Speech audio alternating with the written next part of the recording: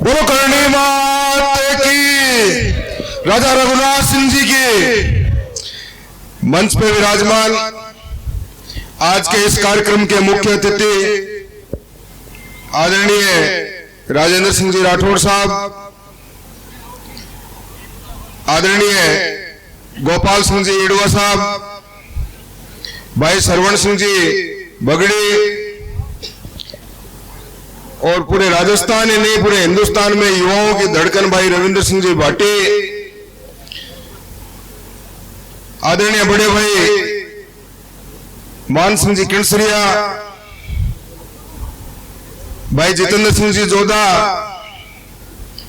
गजेंद्र सिंह जी रसीदपुरा,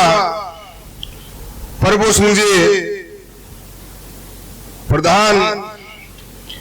राजेंद्र सिंह जी जेठी और नगेंद्र सिंह जी बगड़ साहब कार्यक्रम में बड़ी भारी संख्या में उपस्थित नावा विधानसभा और नावा के आसपास के सभी राजपूत सरदार और मातृशक्ति। राजा रघुनाथ सिंह जी के जीवन के बारे में गोपाल सिंह जी ईडवा साहब ने पूरे विस्तार से आप लोगों के सामने बात रखी कि किस तरीके से एक छोटे से गांव में जन्मे और सिपाही से अपने जीवन शुरू करने वाले, लेकिन अपने पराक्रम और शौर्य के कारण जिन्होंने मारोट के अंदर अपना साम्राज्य स्थापित किया,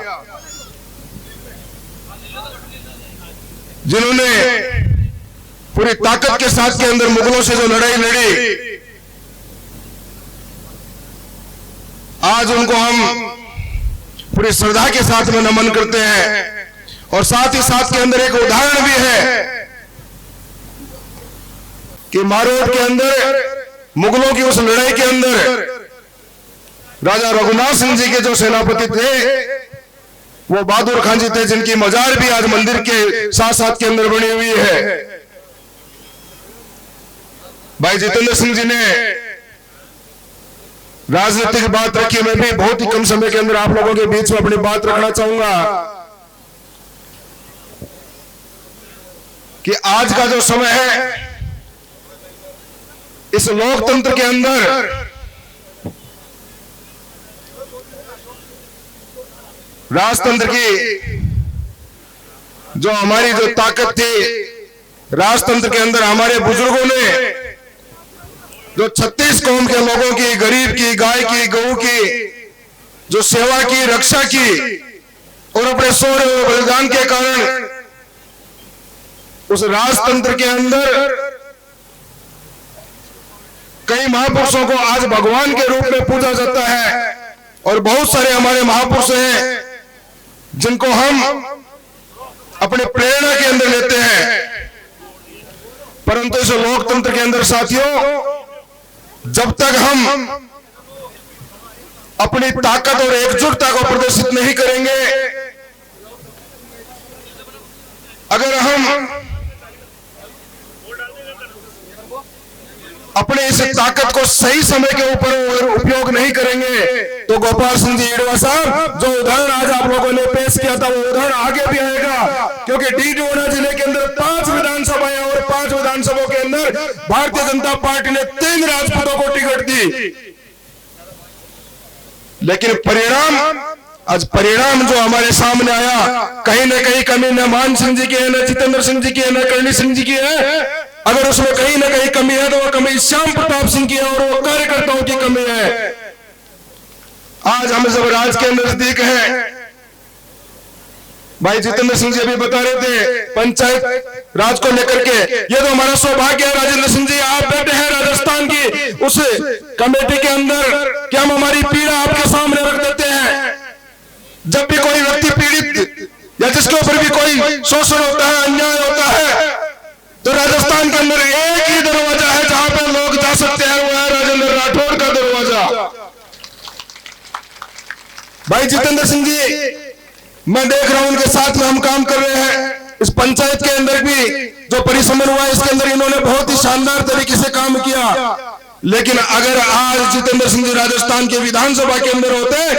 तो इस डीडोना कुचामन की आवाज को राजस्थान के विधानसभा के अंदर बुलंद करते।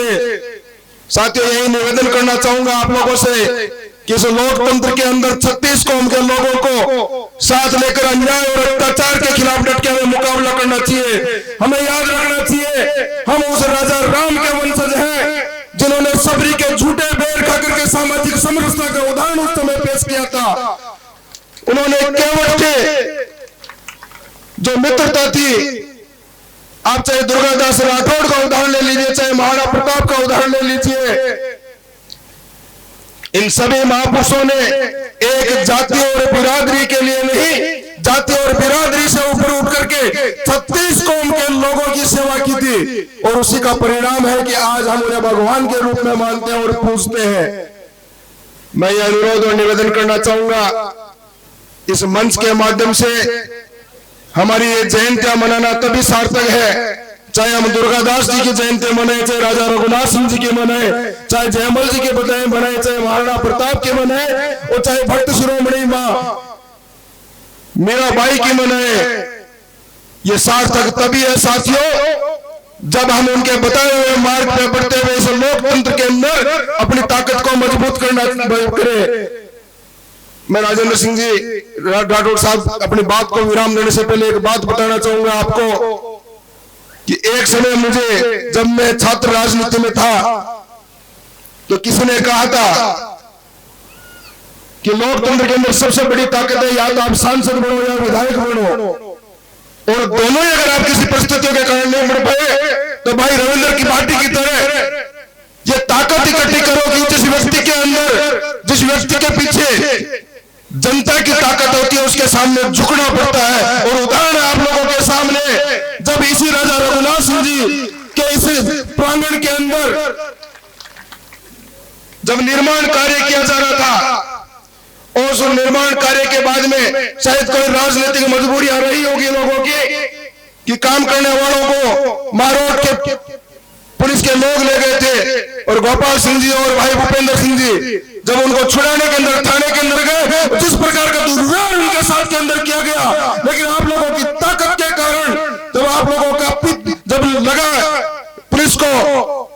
कि भाई भूपेंद्र सिंह और गोपाल सिंह जी अकेले नहीं है, उनके पीछे पूरा समाज खड़ा है, और जब समाज की ताकत थी उनको झुकना पड़ा और उस थानेदार को यहाँ से हटाना पड़ा। इसलिए मैं ये निवेदन करना चाहूंगा